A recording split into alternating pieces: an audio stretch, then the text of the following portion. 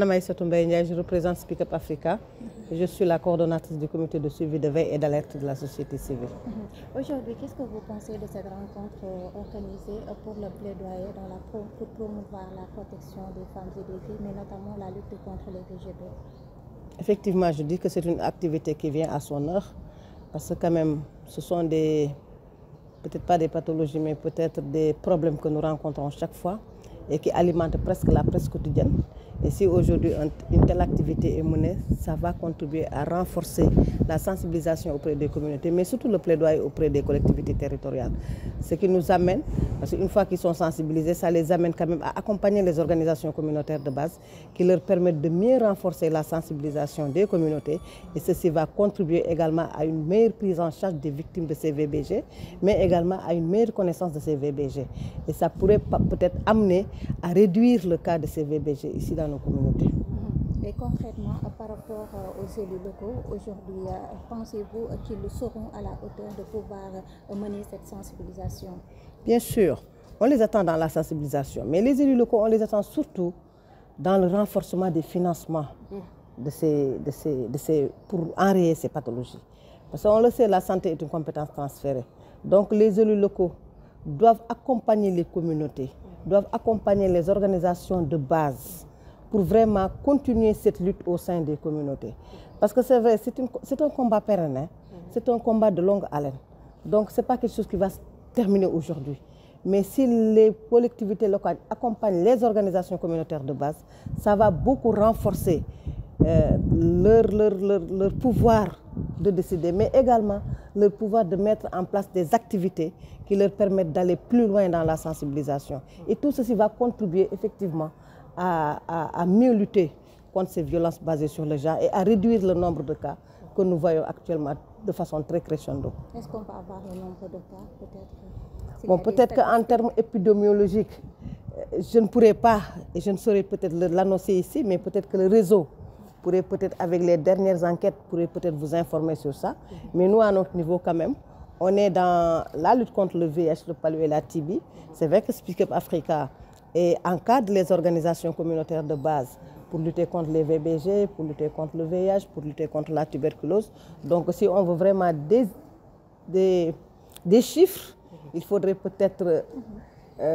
mieux regarder encore les enquêtes pour pouvoir annoncer, parce que je ne veux pas dire quelque chose qui est erroné ou bien qui n'est pas au fait. Donc c'est là, à ce niveau, je préfère laisser le soin à réseau de répondre à cette question. ñu tënk ko ci wolof tey jii ana ban gis-gis wala naka nga jàngatee ndaje bi nga xamante ne dañ ko tekk ngir plaidoyer gën a aar li nga xamante ne moom mooy àq ak yelleefu soxna yi ak ñii di xale jigéen ñi. Ah, l'idée dañuy jàpp ne c'est une bonne initiative, une très bonne initiative qui vient à son heure. Parce que xool nañu ni actuellement les violences basées sur le genre dafa nekk lu nga xam ne ça occupe les médias. Pratiquement doo tijji journal chaque jour doo tijji journal bu nga xam ne gisoo ci problème yooyu. Donc lii suñ ko gisee tey on ne peut que s'en réjouir dañuy wax ni alhamdulillah parce que ça va permettre quand même ñu yokk sensibilisation bi surtout li ci gën a am solo mooy ñu yokk sensibilisation ci askan wi. te li tax ñu gën a kontaan encore mooy cible bi ñu fi dajale tey parce que ce sont les collectivités territoriales te ku ne xam nañ ñooñu ñooy càllale santé bi ba mu yegg ci biir askan bi ndax la santé est une compétence transférée donc ñoom ñoo ko yóbbu ba ci biir askan bi donc ñooñu ay nit la ñu nga xam ne bu ñu leen sensibiliser si suñu xalaat bu gàtt parce que gis nañ fi ay bàjjenu gox gis nañ fi yëpp bu ñu leen sensibiliser ñoo dugg ci biir gox-goxaan yi sensibiliser communauté yi ba xëy na du ñu wax ni du fi jógee de VBG yi waaye mën na am mu wàññeeku lu bari te en fait loolu mooy suñu succès. Au-delà de sensibilisation yi ñoom ñi nga xamante ne ñoo nekk ci bokk moomee lii lan ngeen di xaar ci ñoom. ñooñu nag li ñuy xaar ci bari na war nañu sensibiliser war nañu renforcer mais li ñuy gën a xaar ci ñoom mooy ñu accompagner les organisations communautaires ndax ku ne xam na ni. jamono ji surtout au niveau international la ñu daan jàppale parce que ku ne xam ne organisation yi li leen di jàppale li ci ëpp ci international bi lay jóge mais yàlla dafa def comme temps yi niveau international ku ne xam na li fa xew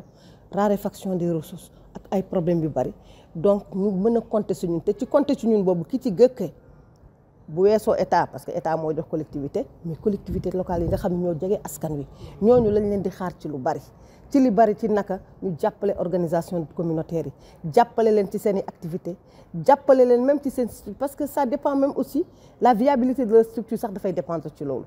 jàppale leen ci ñu renforcer seen structures yi renforcer leen du point de vue organisationnel du point de vue institutionnel mais valoriser aussi l'expertise communautaire maanaam lépp lu nga xam ni OCB yi ñu ngi koy def sur le terrain ñu gën leen mën a jëmmal te loolu collectivités yi lañ ciy xaar donc collectivité vraiment ñu ngi leen di xaar ci financement de la santé ñu renforcer ko te collectivité loolu aussi ñu jàpp parce que te ñoom tamit seen doole mën na néew ndax li ci ëpp ci état bi lañ koy jëlee à part certains partenaires mais loolu aussi mën na néew waaye collectivité bu ñu lëkkaloog OCB yi ñu travailler avec le secteur privé bi nekk seen localité dinañu am doole te su boobaa dinañ gën a mën a jàppale ñi ci xeex bi jàppale la xale yi jàppale OCB yi ba nga xam ne communauté yi lépp lu ñu ci bëggoon xam ci xam-xam dinañ ko xam mais lépp lu ñu bëgg a xam aussi ci prise en charge parce que ku ne xam na ne violence basée sur le genre bu prise en charge am metti na bu ñu violé wala yooyu prise en charge am metti na léegi buñ ci maire bi accompagné ba nga xam ni famille bi du diis si moom dinañu gën a mën a jàppale te kon xëy na li xew mooy lu ci bëri duñ ko xam parce que am na lu nga xam ne mi ngi xew ci kër yi te kenn du ko xam parce que ña ngay xalaat prise en charge ña ngay xalaat joxañ beeg bedd bi loolu yëpp maire yi mën nañu jàppale ba bu ëllëgee ñaanuñu ko yàlla waaye ku mu dal di nga mën a taxaw ak fierté pour wax ni man kat lii lañ ma def dañ maa tooñ may laaj sama àq ak sama yelleef. Je m'appelle Thioro Gaye, je suis conseillère municipale dans la commune de Sangalkam, chargée de l'éducation et de la formation professionnelle. Donc, vous êtes venu aujourd'hui à cette rencontre concernant le plaidoyer pour la promotion des droits des filles. De votre côté, en tant qu'élu local ou conseiller municipal, quelle politique comptez-vous mettre en place pour un peu mettre en exergue ces restrictions qui ont été dites aujourd'hui dans cette rencontre? Effectivement, nous sommes venus au nom de la commune participer à cet atelier de plaidoyer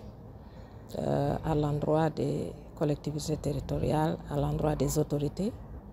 pour la promotion, pour la participation effective de ces autorités-là dans la lutte contre les violences basées sur le genre et pour leur implication et leur engagement pour la lutte contre ces violences-là. Et vous savez que les collectivités territoriales sont des maillons importants dans la décentralisation et nous avons les compétences transférées et je pense que la santé occupe une place de choix et l'autonomisation des femmes aussi constitue un élément important dans cette décentralisation, raison pour laquelle il y a des politiques qui se mènent au niveau de ces collectivités territoriales et nous comptons après cet atelier partager les informations à la base,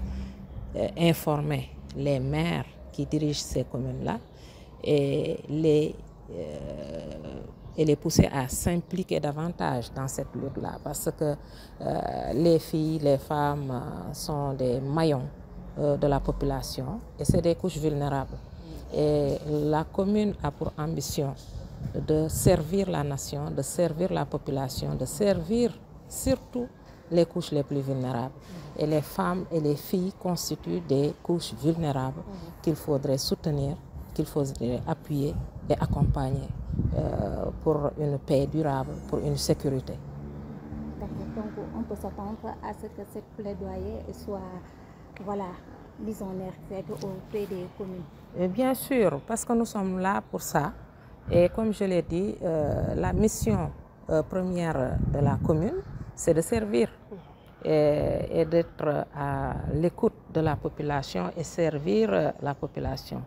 à partir de leurs besoins et de leurs attentes. Et là, je pense que c'est une attente. Et comme on le sait, les violences sont récurrentes dans nos communautés. Et le premier interpellé, c'est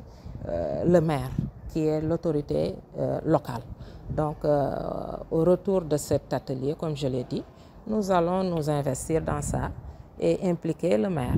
Et pour vous dire que nous sommes déjà dans ça au niveau de Sangalkam parce que le maire a construit sur fonds propres une maison des femmes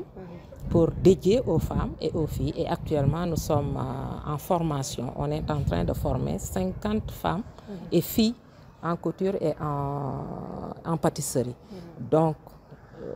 nous sommes dans cette dynamique-là et nous comptons continuer dans cette dynamique pour appuyer les filles parce que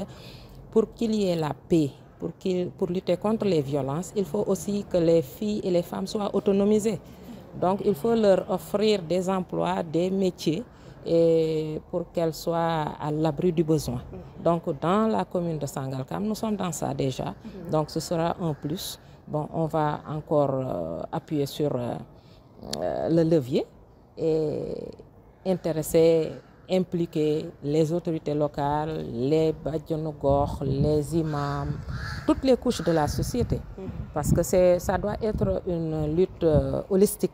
Ce n'est pas seulement une partie de la population qui doit s'investir, mais je pense que c'est toutes les couches de la population qui doivent être sensibilisées et impliquées dans cette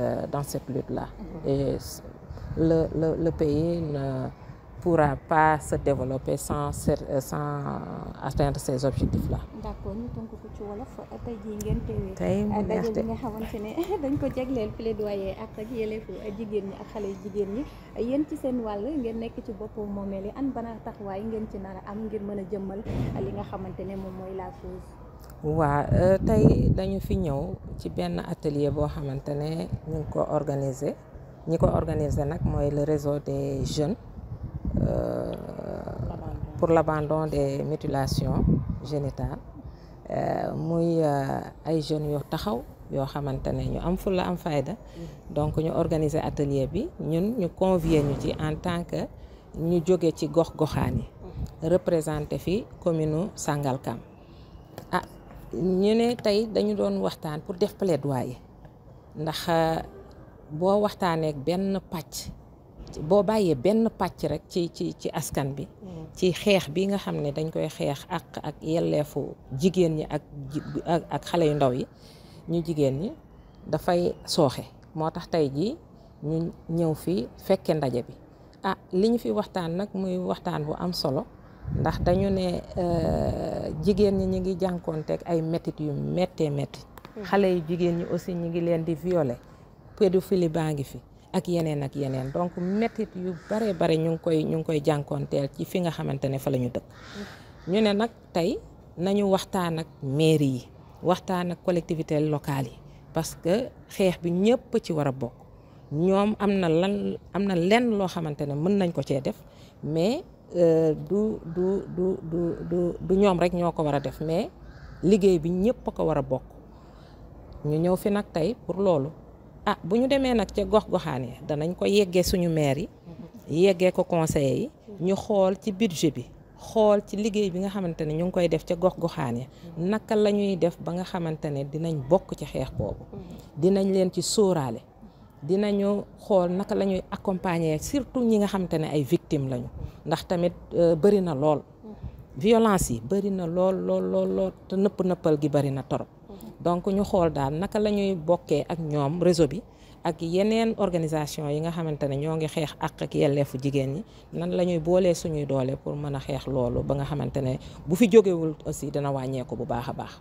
yaa ngi doon wax que yéen xeex bi tàmbali ngeen ko foofu ci Sangalkam déjà pour ñu mën a xeex li nga xamante ne mooy fitna ñi jox def jigéen ñi faaw rek ñu doore ko ci autonomiser leen. waaw comme ni ma ko waxee rek noonu la amee ndax ñun dañoo nekk commune boo xamante ne dañuy liggéey ci jigéen ñi di leen jàppale di leen accompagner ñuy ci remercier nag maire bi nga xamante ne moo fa nekk muy Alpha Bokar Xuma ndax déjà commencé nañu liggéey boobu ndax tabaxal nañu benn kër goo xamante ne këru jigéen ñi lañ ko tudde à 2 niveaux ñu nekk fa am nag benn partenariat bu ñu am ak waa ANAMO actuellement ña ngay former 50 femmes ak ay jigéen ay xale yu ndaw ci couture ak ci pâtisserie ndax tamit bala nga naan naam ne fa vulnérabilité bi dafa ëpp ci jigéen ñi moo tax pour nag ñu mën a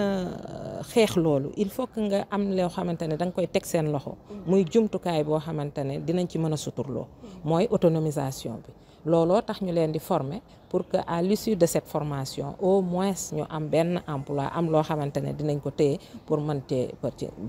cee suturloo looloo tax formation boobu am solo te am na yeneen formation yu ñëw encore donc muy kër goo xamante ne dañ koo tabax ci fonds propre donc ñuy remercier conseil municipal bi remercier partenaires yi nga xam ne ñooñu ci jàppale remercier le maire te tamit du yem foofu parce que xalaat nañu ëllëg ñu def ay sensibilisation def ay causerie waxtaan ak parents yi waxtaan ak jigéen ñi mais waxtaan ak góor ñi aussi parce que tamit dañuy wax jigéen ñi mais parfois dañuy fàtte góor ñi te bu ñuy wax violence góor ñi la ñuy xalaat donc il faut que nga waxtaan ak góor ñi parce que tamit ñooy suñuy ay partenaires wax leen ne kat lii moo am lii baax na lii baaxul ñu sensibiliser leen xam ne kat dëkk bi mënut a développer sans que jigéen ñi dugal ci seen loxo te balaa jigéen ñi di dugal seen loxo il faut que violence yi mu wàññeeku bu baax buñ ko mënut a dindi mu set wecc au moins mu wàññeeku jigéen ñi mën a dugal seen loxo ci koom-koom bi ci développement wu Sénégal. D'accord.